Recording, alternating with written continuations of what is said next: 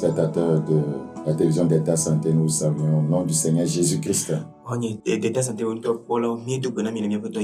C'est encore pour nous un grand plaisir d'être avec vous pour continuer avec notre série d'enseignements intitulée La puissance de la concentration.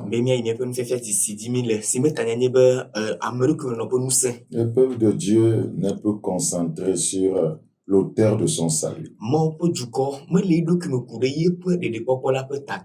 Et cet enseignement a pour but, voyez, de nous ramener au Seigneur et de nous amener à le contempler davantage. La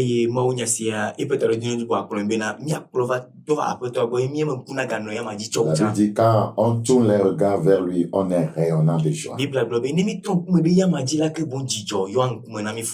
Nous sommes les messieurs des derniers temps, un ministère interdénominationnel dont le but est de réveiller la sainteté qui dort au sein des assemblées chrétiennes. Nous saluons tout le monde, tous les collègues pasteurs, toutes les dénominations, nous honorons tout le monde, que Dieu vous bénisse.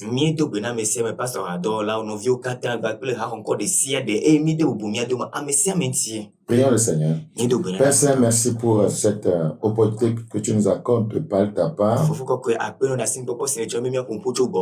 Nous prions que tu nous inspires. Merci pour cette grâce. Au nom de Jésus-Christ. Amen. La puissance de la concentration. Deutéronome chapitre 5.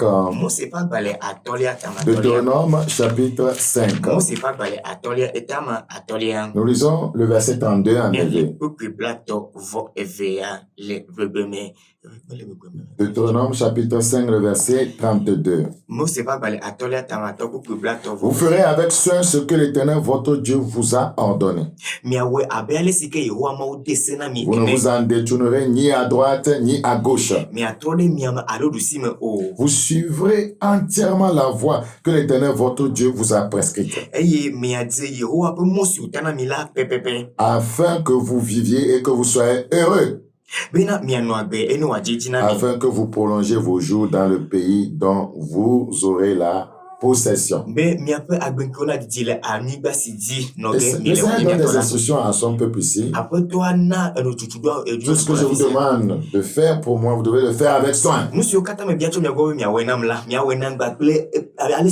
vous en détournerez ni à droite ni à gauche. C'est un appel à la concentration.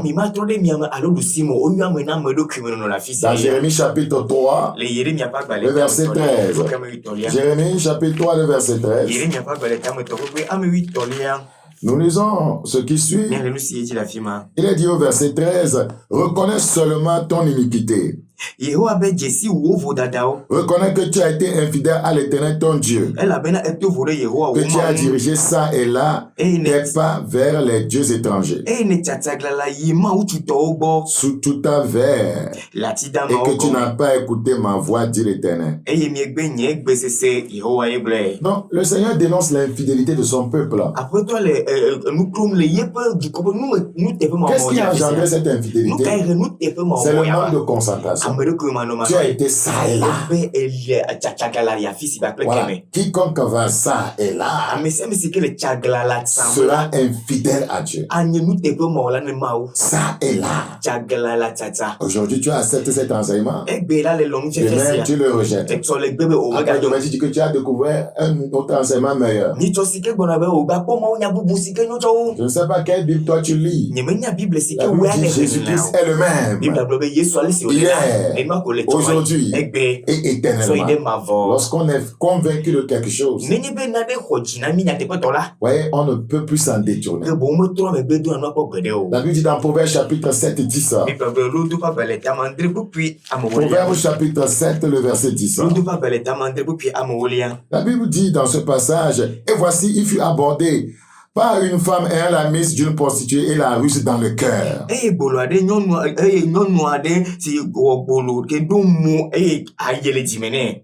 Elle était bruyante et réactive. Ses pieds ne restaient point dans sa maison.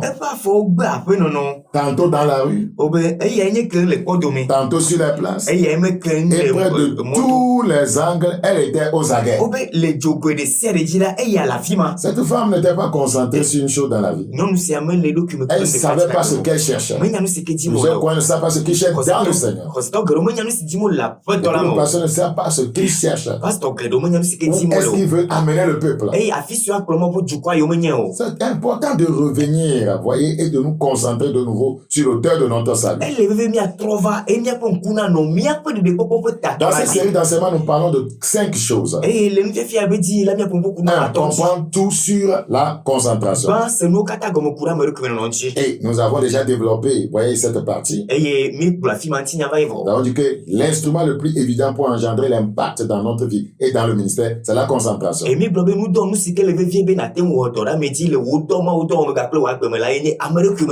Nous avons dit que la concentration, c'est la qualité requise pour produire une vision claire. La concentration, c'est un état de non-distraction. C'est tellement important. Beaucoup ont de l'onction de Dieu. Beaucoup sont oints par Dieu, mais ils ne sont pas concentrés.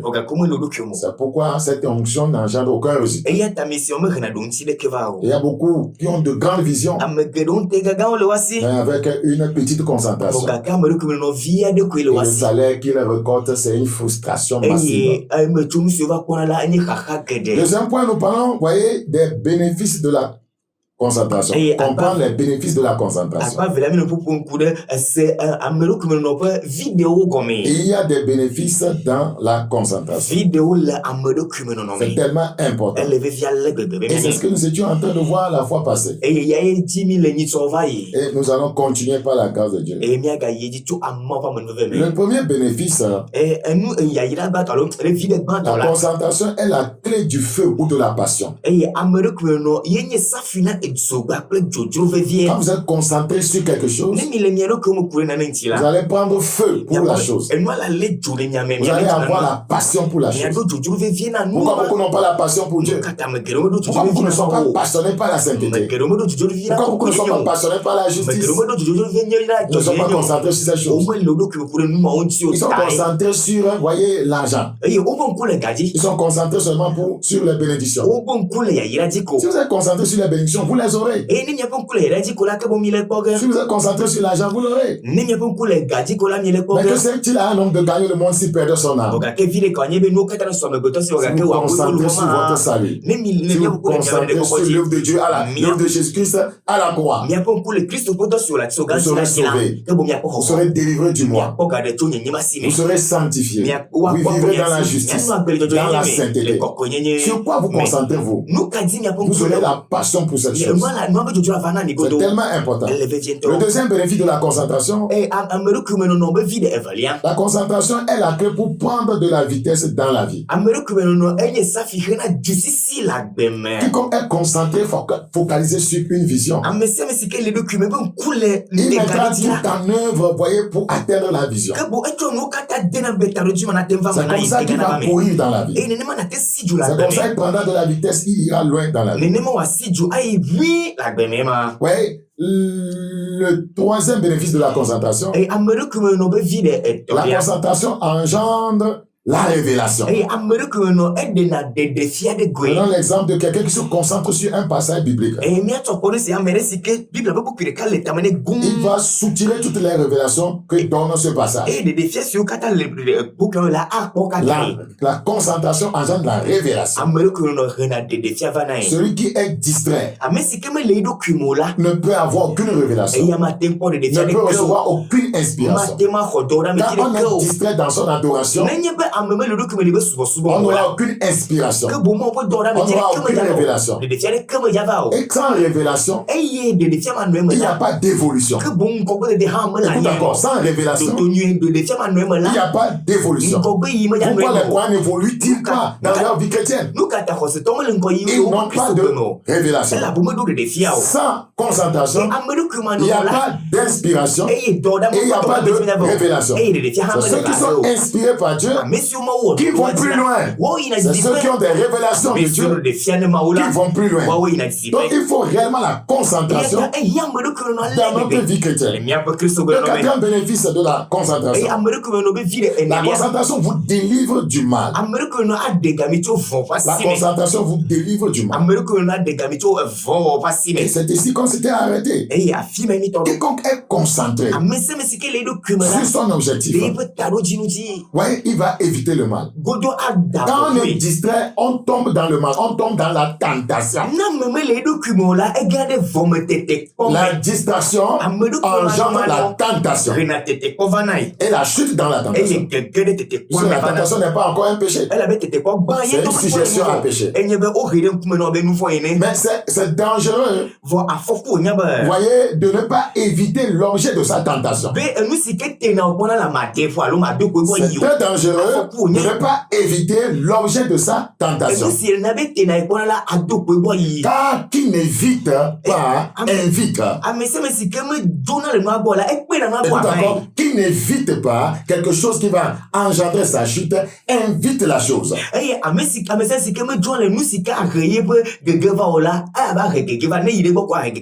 Une pensée oisive est un atelier du diable. On l'a vu avec le cas de David. Dans 2 Samuel chapitre 11, verset 2. Ouais, David avait envoyé son armée en guerre. À la guerre. Mais il était distrait. Il s'est levé la nuit sur sa couche au lieu de se concentrer sur son sommeil. Il se concentrait sur son repos. Il se promenait sur le toit de sa maison. Et une femme qui se lavait nue l'a distrait. La distraction engendre la tentation. La tentation peut engendrer la chute. Cinquième bénéfice de la concentration.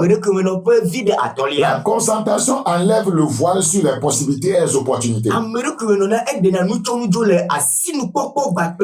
Quiconque est concentré verra des possibilités et des opportunités.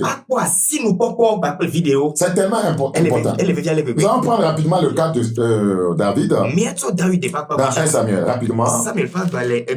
1 Samuel. Le chapitre 17. 1 Samuel chapitre 17, le verset 4. Un homme sortit alors du camp des Philistins et s'avança entre les deux armées. Il se nommait Goliath. Il était de garde et il avait une taille de 6 coudées et un empan. Sur sa tête était un casque d'airain et il portait une cuirasse à écailles du poids de 5000 cycles d'airain. Il avait aux jambes une armure d'airain et un javelot d'airain entre les épaules. Le bois de sa lance était comme une ensouple de tisserand et la lance pesait 600 cycles de fer. Celui qui portait son bouclier marchait devant lui. Ici, ouais, Goliath était blindé. Goliath portait un casque et tout un arsenal de protection. Mais David, par la puissance de la concentration, parce qu'il devait le confronter, et il l'a confronté dans un état de concentration. Quiconque est concentré aura toujours la victoire. Quiconque est concentré verra des possibilités, voyez, dans les impossibilités. Malgré cet arsenal de protection de Goliath,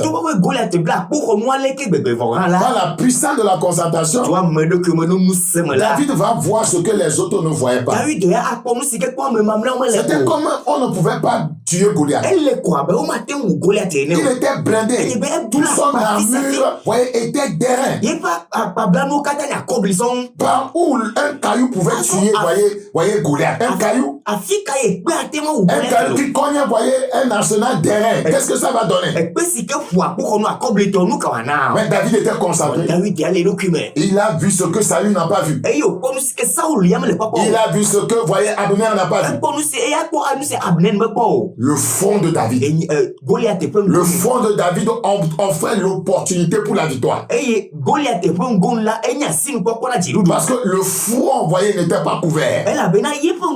Le front, voyez, donnait libre accès à David pour la battre. Si vous avez de la volonté et si vous êtes concentré, alors vous verrez toujours votre chemin là où il n'y en a pas. Si vous êtes décisif, vous vous ferez un chemin là où il n'y en a pas. Notre Dieu n'a-t-il pas dit qu'il ferait le chemin dans le désert? Avec Dieu, vous trouverez toujours le chemin pour avancer. Si vous savez ce que vous cherchez, vous découvrirez facilement ce qu'il faut faire pour l'avoir. Écoutez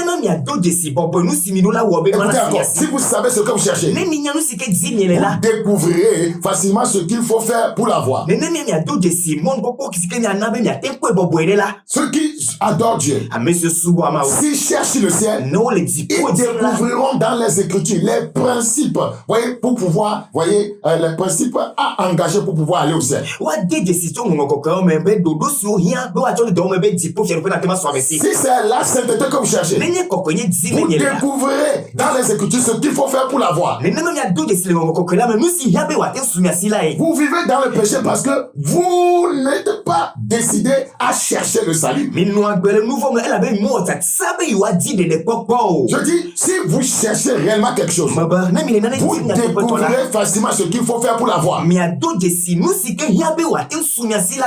Si vous désirez, voyez, être un enfant de Dieu qui marche dans la puissance de Dieu, vous découvrirez facilement dans les Écritures ce qu'il faut faire pour avoir la puissance de Dieu. Comment Jésus a-t-il été oint? Qu'est-ce que Matthieu 4 dit? Qu'est-ce que Luc 4 dit? Et pourquoi la conséquence est arrivée dans Acte 17:8?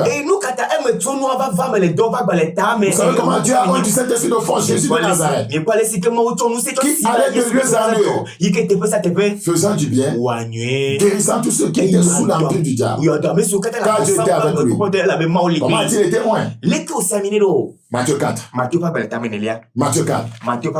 Il est parti chercher Dieu, il a jeûné, il a prié. Comment a-t-il été oint? Ça veut dire qu'il était sans péché. Si vous voulez le ressembler, vous découvrez ce qu'il faut faire pour le ressembler. Les gens distraits sont ceux qui perdent facilement les opportunités. Les gens distraits, ils perdent facilement les opportunités. Regardez dans Ésaïe 50. Ésaïe chapitre 50. Rapidement, Ésaïe 50. Le verset 2. Je suis venu. Pourquoi n'y avait-il personne? C'est Dieu qui parle. Il y a une grande opportunité ici. Dieu est venu. Ça veut dire qu'il y a une grande opportunité. Dieu est là.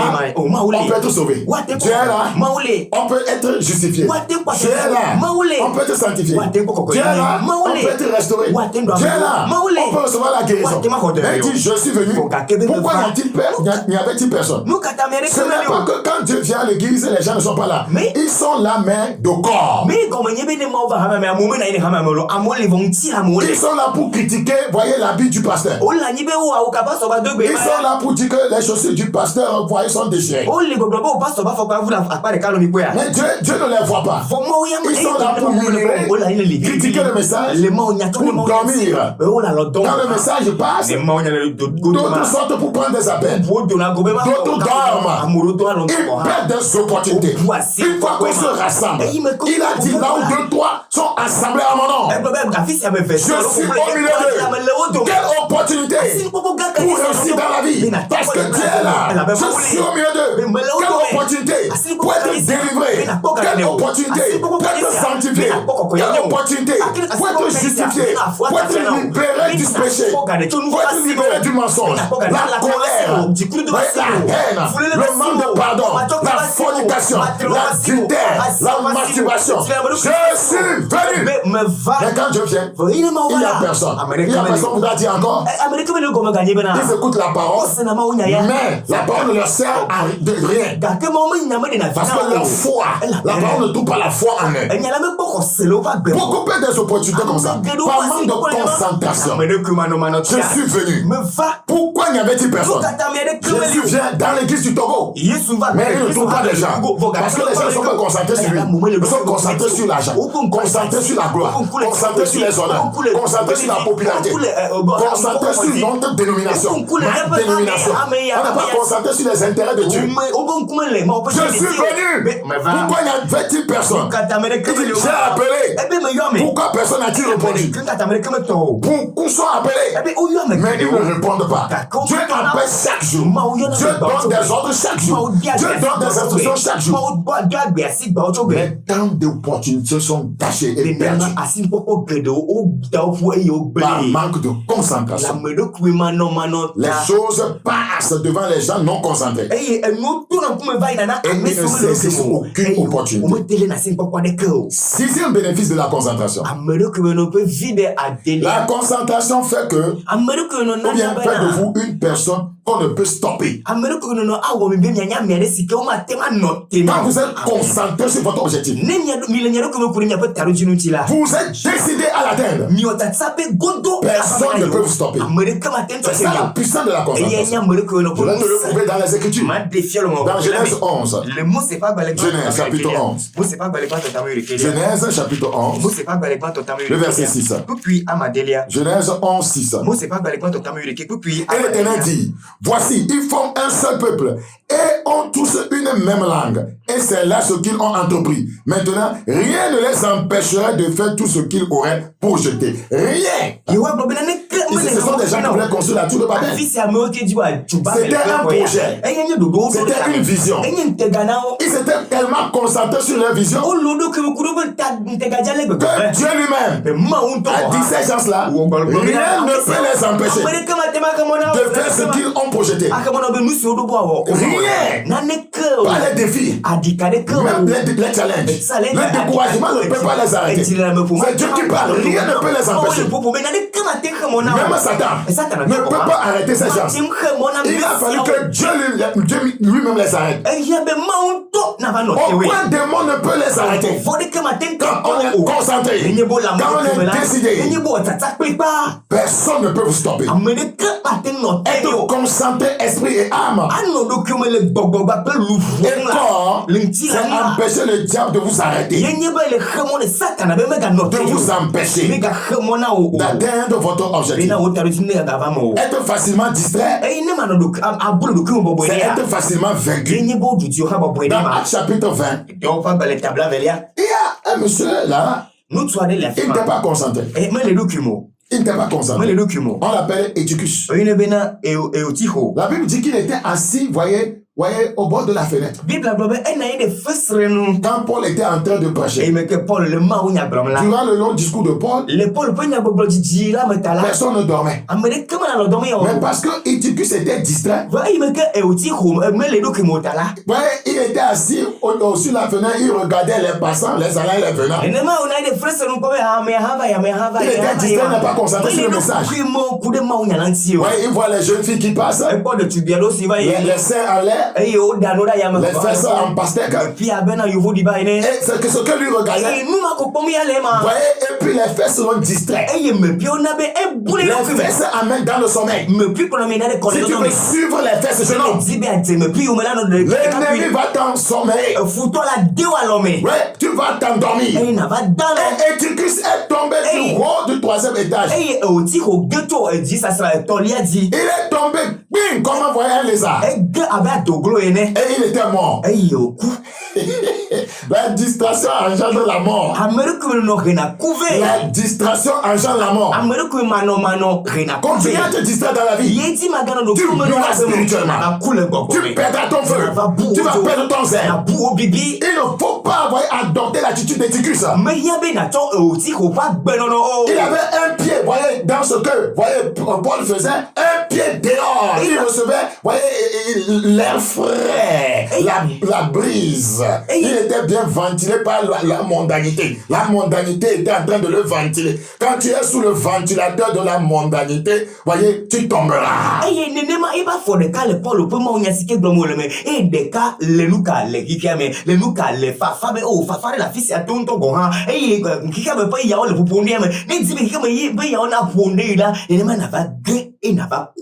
Quand vous voyez un homme, une femme, un ouvrier, un ministre de Dieu, facilement distrait, il sera facilement vaincu. Quand on est facilement distrait, on sera facilement vaincu.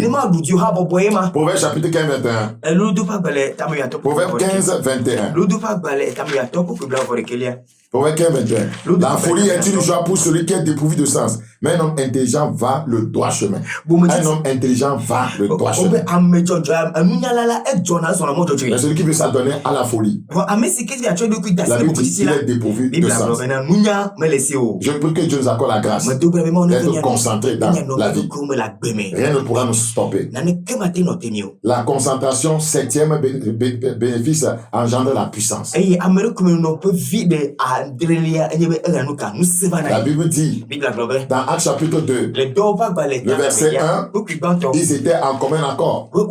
Ils étaient en train de prier, attendant la promesse de Dieu. Avant qu'on ne sache, la puissance de Dieu est descendue sur eux. La concentration engendre la puissance. Es-tu concentré? Es-tu concentré? Et sur quoi es-tu concentré? Tu es concentré sur des choses vaines, des choses qui ne vont pas t'aider à accomplir ta destinée. Nous devons nous concentrer sur des choses qui vont nous aider à atteindre les buts de Dieu pour notre vie. C'est tellement important. Église du Seigneur, homme de Dieu, fidèle, concentrons-nous sur le Seigneur. Concentrons-nous sur le Seigneur. Quiconque est concentré sur le Seigneur. Je vais terminer avec ce passage. Proverbe chapitre 4, verset 18. La Bible dit, le sentier des justes est comme la lumière resplendissante dont l'éclat va croissant jusqu'au milieu du jour. Quiconque est concentré sur le Seigneur n'ira que de l'avant. Quiconque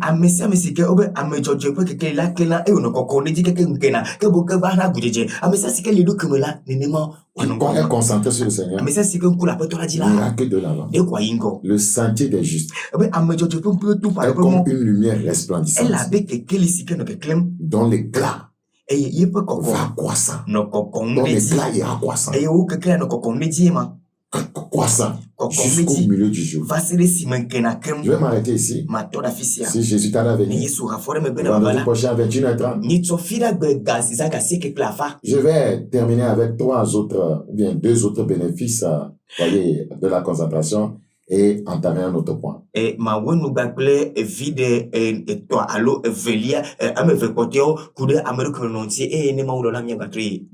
Sois concentré. Si vous voulez nous appeler, mon numéro s'affiche en bas de l'écran. Nous sommes les messages des derniers temps. Nous sommes situés à Gouekakaveli, derrière le stade JCA. Déjà demain samedi, à 7h30, vous pouvez venir, prier avec nous. Bien avant cela, le lundi, À 6 heures, tu peux m'écouter sur la radio Zion. Lundi à 6 heures. 6 heures à 8 heures. Très important. Et le mercredi, tu peux venir prier avec moi à 16 heures. Nous avons déjà attaqué l'année avec des prières puissantes. Que Dieu te bénisse. Porte-toi bien. Et on se revoit le vendredi prochain. D'ici là, demeure concentré. Bye bye. Bye bye.